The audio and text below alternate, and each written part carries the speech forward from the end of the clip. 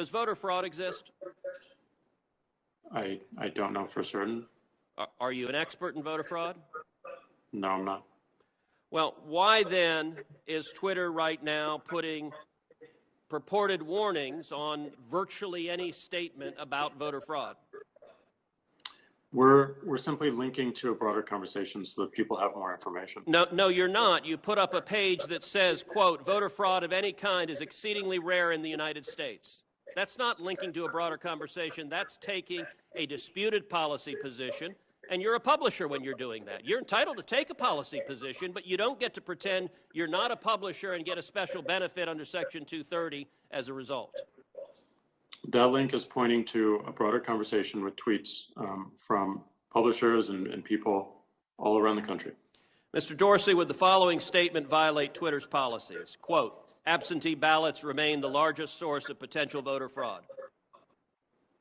I imagine that we would label it so that people can have more context and read through. How about this quote?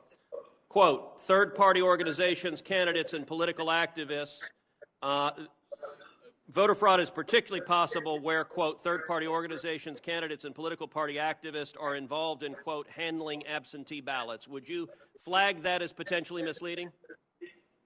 I don't know the specifics of how we might enforce that, but I imagine a lot of these would have a label pointing people to a bigger conversation. Well, you're right. You would label them because you've taken the political position right now that voter fraud doesn't exist. I would note both of those quotes come from the Carter-Baker Commission on Federal Election Reform. That is Democratic President Jimmy Carter and former Secretary of State James Baker. And Twitter's position is essentially voter fraud does not exist. Are you aware that just 2 weeks ago in the state of Texas, a woman was charged with 134 counts of election fraud? Are you aware of that?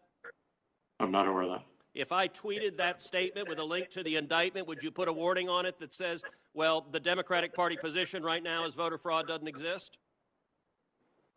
I don't think it's useful to get into hypotheticals, but I don't believe so.